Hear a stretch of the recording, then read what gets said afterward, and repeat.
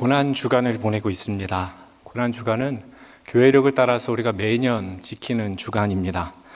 그렇지만 우리가 습관적으로나 또 수동적으로 이 기간을 보내는 것이 아니라 우리를 위해서 고난의 길을 걸어가신 그 주님을 다시금 생각하고 또 생각하는 그런 시간이 되어야 하겠습니다.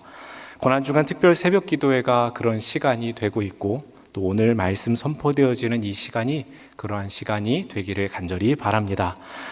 찬양대가 고백한 가사처럼 하나님의 사랑은 너무도 큽니다. 그 큰 사랑을 하나님은 우리에게 부어주셨습니다. 하나님의 사랑은 두 가지로 표현이 됩니다. 하나뿐인 아들 예수님이 인간의 몸을 입고 이 땅에 오신 성육신 사건으로 나타나고, 또 하나는 그분이 우리 죄를 위해 십자가에서 죽으신 사건, 십자가 사건, 이 두 가지입니다. 하나님의 사랑은 이 세상 가운데 성육신과 십자가라는 두 사건으로 분명히 보여집니다. 성육신으로 시작해서 십자가에서 마무리되는 그 사랑의 길이 지금 이 고난주간 예수님의 그 고난 받으심으로 연결되어지고 있습니다. 우리를 위해서 고난의 길을 걸어가신 그 예수님을 더욱 바라보며 그분이 나를 위해 그리고 우리를 위해 어떠한 일을 하셨는가, 그것에 감사하고 또 찬양하는 저와 여러분이 되기를 간절히 바랍니다. 질문 하나 드려봅니다. 만일 여러분이 앞으로 될 일을 알게 된다면 여러분은 어떻게 하시겠습니까? 그 알게 되는 일을 통해서 돈을 많이 벌고자 하시는 분도 있을 것이고, 시험을 잘 보고 또 원하던 일이 잘 되게 하려고 애를 쓰시는 분들도 계실 겁니다. 그런데 여러분이 앞으로 될 일을 알게 되었지만 그 일이 나의 뜻이 아니라 하나님 아버지의 뜻대로만 되어진다라고 한다면 그것은 어떻습니까? 그것은 조금 불편하다 여겨집니다. 그럼 이것은 어떻습니까? 내가 앞으로 될 일을 미리 알고 있는데 그 일이 내 마음을 어렵게 하는 것이고 또 힘들게 하는 것이라면 어떠하시겠습니까? 그건 차라리 모르는 게 더 낫겠다 생각됩니다.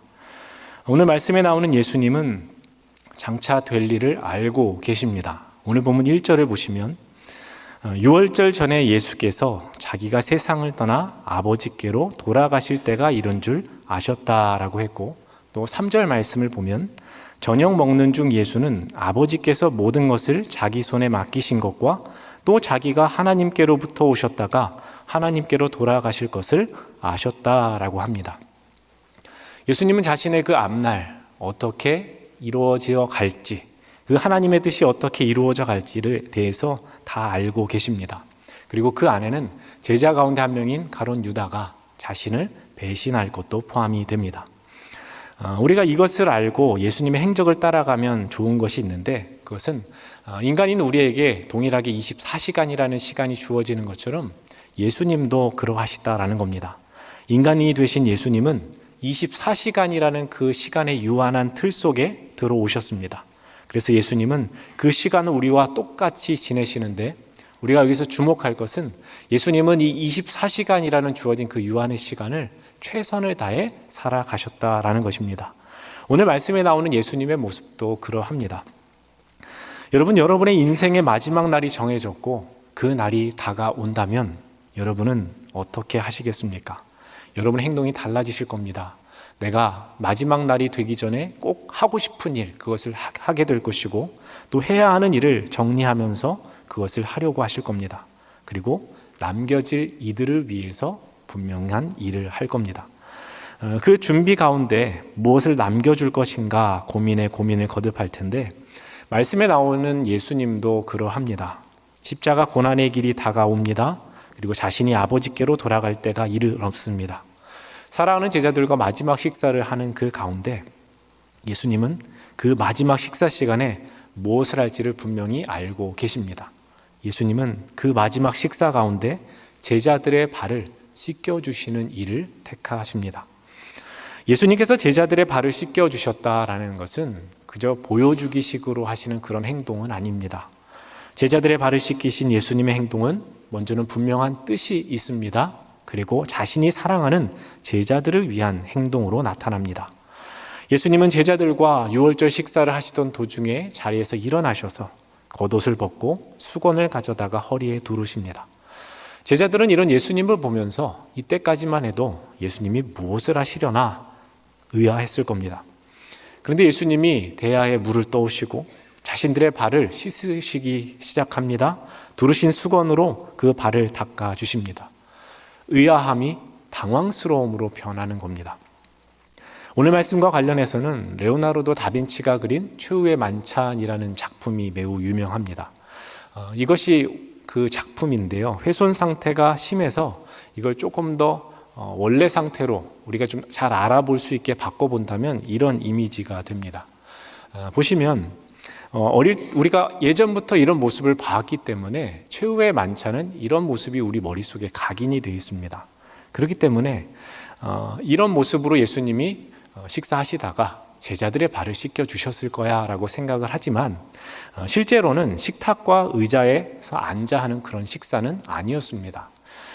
다음 그림을 보시면 비스듬히 둘러 누워서 식사를 하는 모습을 보실 겁니다. 그러면 발은 어디에 있죠? 자연스럽게 바깥쪽으로 향해 갑니다.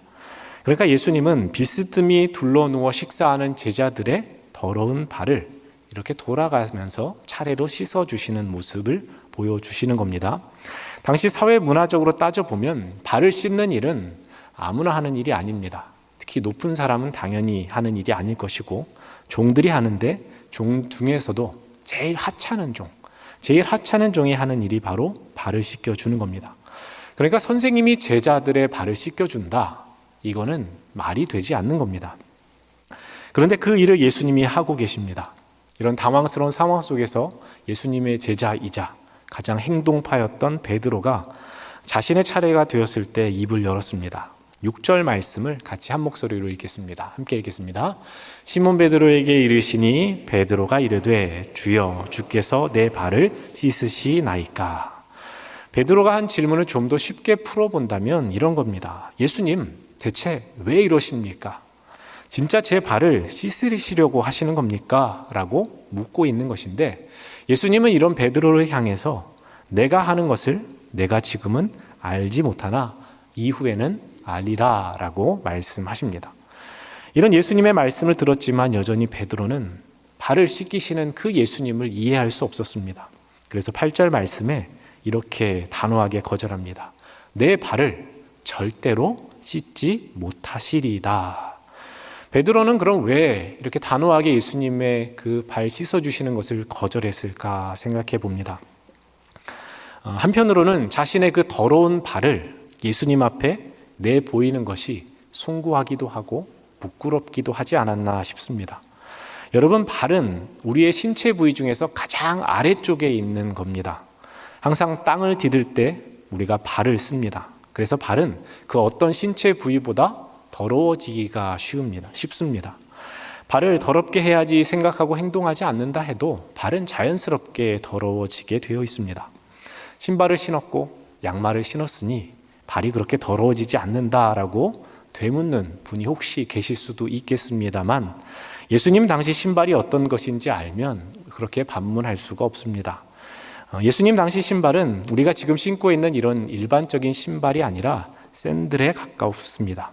날카롭고 딱딱한 바닥으로부터 발을 보호해 주지만 먼지나 오물로부터 발을 완벽하게 보호해 줄 수 없는 그런 신발입니다.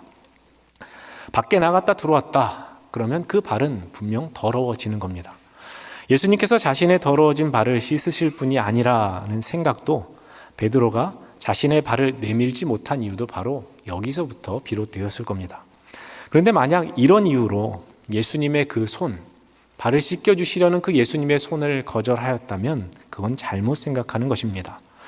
예수님이 제자들의 발을 씻겨주시는 그 행위는 바로 자신이 왜 이 땅에 오셨는지를 보여주시는 것이고 또 그것을 나타내 주시는 것이기 때문에 그렇습니다.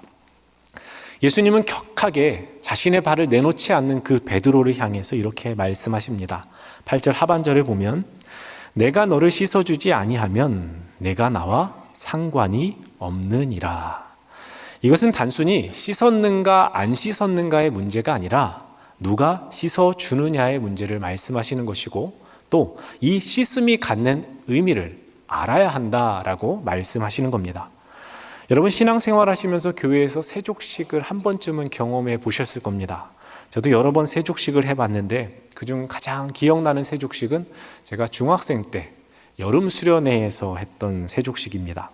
보통 교회에서 세족식을 하면 전도사님이 학생들을 혹은 선생님들이 학생들을 이렇게 해주는 경우가 많았는데, 그때는 학생들끼리 2명씩 짝을 지어서 세족식을 했습니다. 사춘기로 충만한 중등부 학생들이 서로의 발을 씻어주라고 하니까 굉장히 뻘쭘해했던 기억이 있습니다. 그래서 이제 대충 발을 닦고 끝내주고 그냥 어영부영 끝나는 그런 모습들이 많았는데, 저는 그때 교회에서 가장 친한 친구와 세족식을 하게 됐습니다. 그리고 왜 그랬는지는 모르겠는데 그 당시에 제가 그 친구의 발을 씻어주는 것이 그렇게 나쁘지 않았습니다. 그래서 나름 열심히 씻어준다고 그 발가락 사이사이를 이렇게 막 손을 넣어가면서 그렇게 닦아줬던 기억이 있습니다. 그렇게 발을 닦아주어서인지 전보다 더 친해지기도 했는데, 무엇보다 그 당시에 그 세족식을 하면서 서로의 발을 씻겨준다는 것이 어떤 것인가를 한번 생각해 볼 수 있었습니다. 말씀 속 예수님과 제자들 사이에서 이 발을 씻겨준다는 것, 이것이 어떤 의미였겠습니까? 상하의 관계가 아닌 서로를 위하는 그 관계 속에서 사랑이 충만해지는 것입니다. 그러므로 예수님께서 제자들의 발을 씻겨주실 때 예수님과 제자들의 관계는 더 깊어지고 또 긴밀하게 연결되어집니다. 더러워진 제자들의 발을 씻겨주시는 예수님의 행동은 십자가 대속을 미리 보여주시는 것이기도 합니다. 그래서 예수님은 내가 너를 씻어주지 아니하면 내가 너를 위해 십자가를 지는 일을 통해 너를 새롭게 창조하는 것을 내가 믿지 않는다면 이라는 말로 바꿔볼 수 있는데, 예수님을 믿지 않고 관계 맺지 않으면 영생도 얻을 수 없고 하나님 나라에도 들어갈 수 없다라는 말씀을 해주시는 겁니다. 물론 하나님의 자녀가 될 수 없다는 말씀도 됩니다. 죄라는 먼지와 오물이 덕지덕지 붙은 그 발을 예수님께 내미는 것이 인간적인 마음으로는 부끄럽기도 하고 송구하기도 합니다. 그러나 그 발을 예수님 앞에 내밀 때 비로소 예수님의 손이 우리의 발을 씻어주시고, 그 씻어주심을 통해서 우리의 죄의 문제가, 우리의 구원의 문제가, 우리들의 삶의 문제가 해결되어지는 은혜가 주어집니다. 그런데 많은 사람들이 예수님의 이 씻어주시는 손을 거부합니다. 이런 사람들은 예수님을 필요로 하지 않는 사람과 같습니다. 그래서 그들은 말합니다. 제가 알아서 하겠습니다. 이런 사람은 예수님이 어떤 분이신지를 모르는 겁니다. 그래서 이런 사람은 예수님과 아무런 상관이 없습니다. 그렇지만 그런 사람들일수록 예수님의 손이 필요합니다.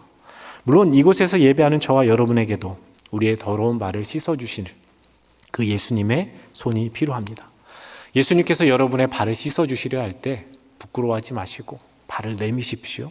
더러워진 우리의 그 발, 더러운 죄로 얼룩진 그 발을 향해 뻗으신 주님의 손을 외면하지 않는 저와 여러분이 되기를 바랍니다. 우리는 오늘 본문을 읽으면서 또 오해하는 부분이 생깁니다. 예수님께서 제자들의 발을 씻겨주시는 것을 마치 신데렐라 이야기와 같이 여기는 겁니다. 예수님께서 내 발을 닦아주시는 것은 마치 유리 구두를 내 발에 신겨주시는 것 같이, 그래서 내 꿈을 이루어 주시는 것이다 라고 생각하는 것입니다. 그러나 그렇게 생각해서는 안 됩니다. 예수님께서 발을 씻겨주신다는 것의 의미는 인간적인 관점에서 해석할 것이 아닙니다. 말씀 당시 제자들은 예수님께서 자신들의 발을 닦아주시는 순간 그런 생각을 했을지도 모르겠습니다. 예수님이 내 발을 씻겨주실 만큼 내가 참 대단한 사람이구나, 이렇게까지 생각해 주시니 예수님께서 영광의 나라를 세우실 때 나를 높은 자리에, 좋은 자리에 앉혀주시겠구나 라고 기대하지 않았을까요? 제자들은 예수님께서 가실 그 십자가의 길을 조금도 이해하지 못했기 때문일 겁니다. 그러나 여러분, 신분 상승, 부귀영화, 꿈과 기대를 이루기 위해서 제자들의 발을 예수님께서 씻어주신 것이 아님을 기억하십시오. 내가 이렇게 희생할 테니 너희는 고생하지 말고 손에 물도 묻히지 말고 편안하게 살아라, 그렇게 하시려고 예수님께서 발을 씻어주시는 것이 아니라는 겁니다. 이 세상 가운데 신앙을 갖고 살아간다라는 것은 결코 마냥 우아하지도 않습니다. 고상하지도 않습니다. 우리가 살고 있는 이 세상은 어떠합니까? 악이 가득합니다. 그래서 때로는 손에 물도 묻혀야 하고 원치 않는 오물이 우리에게 튀기도 합니다. 그래서 더러워집니다. 그러나 그것이 우리의 신앙을 더럽힐 수는 없습니다. 더욱이 우리의 신앙을 꺾을 수는 없습니다. 하나님의 아들이신 예수님은 악으로 가득 찬 이 세상에 오셔서 밝은 빛을 비추셨고 변화시키셨습니다. 예수님의 제자들에게도 그런 역사가 일어나는데 이 모든 것은 우리 주님, 예수님의 손으로 씻겨주실 때 나타나는 역사입니다. 예수님께서는 제자들의 발을 하나하나 다 씻겨주시고 이렇게 말씀하십니다. 12절 하반절입니다. 내가 너희에게 행한 것을 너희가 아느냐? 예수님께서 하신 이 행동의 의미를 제자들이 알고 있는지를 물으시는 겁니다. 여러분, 아는 게 참 중요합니다. 알아야 무엇이라도 하는 것입니다. 알아야 바르게 행동할 수 있습니다. 예수님은 잘 아셨기 때문에 자신이 가야 할 그 길을 끝까지 걸어가신 겁니다. 오늘 이 시간 선포되어지는 말씀을 통해서 오래전 예수님께서 제자들의 발을 씻기신 그 일이 다른 누구도 아닌 바로 나의 발, 우리의 발을 씻기신 것이라는 것을 여러분이 깨달으시기를 간절히 바랍니다. 가스펠송 가운데 오 해피데이라는 곡이 있습니다. 가사가 참 단순하죠. 그렇지만 이 안에는 분명한 메시지가 있습니다. O happy day when Jesus washed, He washed my sins away. O happy day. 참 단순한 가사지만 이 속에는 아주 분명한 복음이 들어 있습니다. 예수님께서 내 죄를 씻어 주실 때 나는 진정 행복할 수 있다. O happy day. 행복한 날은 예수님이 나를 씻어 주실 때 비로소 가능하다라는 복음의 메시지가 담겨 있습니다. 이것은 복음이 무엇인지 진정 깨달은 사람이 하는 고백이고 그런 사람이 진정으로 부를 수 있는 찬양입니다. 여러분, 예수님께서 나의 죄를 씻어주신다라는 것 복음입니다. 믿으십니까? 그리고 이 복음은 내 능력이 아닌 온전한 하나님의 능력이고 은혜로 주어지는 것입니다. 복음은 사람을 변화시키는 것인 줄을 믿습니다. 제자들의 발을 씻어주신 그 주님의 손, 그 은혜를 경험한 사람은 다를 수밖에 없습니다. 바뀔 수밖에 없습니다. 변화를 경험할 수밖에 없습니다. 아니, 달라져야 하는 것입니다. 사랑하는 성도 여러분, 우리는 제자들의 발을 씻겨주신 그 예수님의 손, 그것을 주목해야 됩니다. 손이라는 것이 무엇입니까? 이 손이라는 것은 우리의 신체 부위 중에서 가장 세심하게 움직일 수 있는 부위입니다. 그래서 우리가 손으로 할 수 있는 일이 참 많이 있죠. 무엇보다 손은 움직임을 통해서 우리가 어떤 삶을 살아왔는지 또 어떻게 살아가고 있는지 또 우리의 삶을 나타내 주기도 하는데요. 어떤 손은 물이 많이 묻어 있는 경우가 있습니다. 또 어떤 손은 부드럽습니다. 그런데 또 어떤 손은 거칠기도 합니다. 이것이 그 살아온 삶의 여정을 보여주는 것일 텐데요. 또 어떤 손은 마디가 구부러져 있는 경우도 있을 겁니다. 손을 통해서 우리는 이 사람이 어떻게 살아왔는지 또 지금 현재 어떠한 삶을 살고 있는지를 알게 됩니다. 또한 손을 통해서 우리는 그 사람의 마음이 지금 높은지 낮은지 그리고 느긋한지 분주한지 또 어떤 일을 하고 있는지를 알 수가 있습니다. 그러면 오늘 말씀에 보여주는 이 예수님의 손을 우리가 볼 때 예수님은 어떠하십니까? 제자들의 발을 씻기신 예수님의 손은 곧 예수님의 마음이 분명하게 나타나는 손입니다. 그러므로 우리는 예수님의 마음이 어땠을까를 이 말씀을 통해서 깊이 묵상해 볼 필요가 있습니다. 손에 대해서 조금 더 이야기를 해보면 여러분 한번 손을 이렇게 한번 높이 들어보시겠습니까?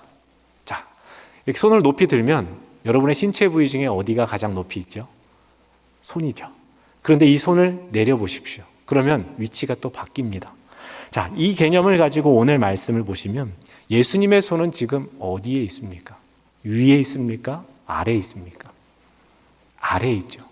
예수님은 그 어떤 분보다도 가장 고귀하시고 높으신 분입니다. 그러면 예수님의 그 손은 사실 어떤 위치에 있건 아주 높은 손입니다. 그런데 그 높은 손이 가장 아래로 내려갔습니다. 왜요? 제자들의 발을 씻어주시기 위해서입니다. 제자들의 발을 씻으시기 위해 낮아지신 그 예수님의 손은 겸손 중에 겸손이고 진정한 사랑이며 우리를 죄와 사망에서 건지시는 구원의 손인 줄을 믿습니다. 그 손을 통해서 우리의 더러운 죄가 씻어졌고 우리는 구원받은 주님의 자녀가 되었습니다. 저와 여러분은 그 손을 통해서 너무도 큰 은혜를 받았습니다. 그렇다면 그 큰 은혜를 받았다라고 고백하는 데서 그치는 것이 아니라 이제 그 다음을 생각해야 됩니다. 제가 존경하는 목사님이 이 본문을 가지고 이렇게 설교를 하셨습니다. 요한복음에서 말하는 믿음은 행함과 함께 가는 것이다. 결코 분리되지 않는다. 요한은 믿음이란 순종이고 행함이고 열매로 드러나는 것이다 라고 설교를 하셨습니다. 저는 이 내용에 전적으로 동의를 합니다. 예수님도 이 말씀을 하십니다. 오늘 본문 14절과 15절 두 절 말씀을 같이 읽도록 하겠습니다. 화면에는 제가 잘못 알려드려가지고 13절, 14절로 나왔는데요. 같이 오늘 본문 14절, 15절 함께 읽도록 하겠습니다. 함께 읽겠습니다. 내가 주와 또는 선생이 되어 너희 발을 씻었으니 너희도 서로 발을 씻어주는 것이 옳으니라. 내가 너희에게 행한 것 같이 너희도 행하게 하려 하여 본을 보였노라. 아멘. 예수님의 말씀을 한 줄로 요약하면 말씀대로 살아라. 내가 너희들에게 보여준 대로 행하라 라는 말씀입니다. 말씀대로 사는 행함을 강조하시는 것인데 이와 잘 연결되는 말씀이 요한일서 2장 6절입니다. 그의 안에 산다고 하는 자는 그가 행하시는 대로 자기도 행할지니라. 우리 한 목소리로 다시 한번 읽어볼까요? 시작. 그의 안에 산다고 하는 자는 그가 행하시는 대로 자기도 행할지니라. 아멘. 입술로만 주님의 제자라 말하는 것이 아니라 주님이 보여주신 그것을 진정 따라함으로, 행함으로, 행동함으로 제자됨을 증명하는 여러분 모두가 되실 수 있기를 간절히 바랍니다. 이제 말씀을 맺습니다. 예수님께서 제자들의 발을 씻겨주신 그 손은 오래전 제자들을 향했지만 지금 이 시간은 이 자리에 있는 여러분들 한 분 한 분을 향하는 주님의 손인 줄을 믿습니다. 그 손이 여러분들의 발을 씻겨 주셨습니다. 그 손으로 씻음 받은 은혜를 항상 기억하며 살아가십시오. 그리고 예수님이 우리를 위해서 그렇게 하셨던 것처럼 우리의 손을 뻗어서 서로의 발을 씻어줌으로 서로 사랑함을 나타내며 무엇보다 예수 그리스도를 따르는 사람의 그 모습으로 이 세상을 잘 살아가시는 여러분 모두가 되시기를 주의 이름으로 축원합니다.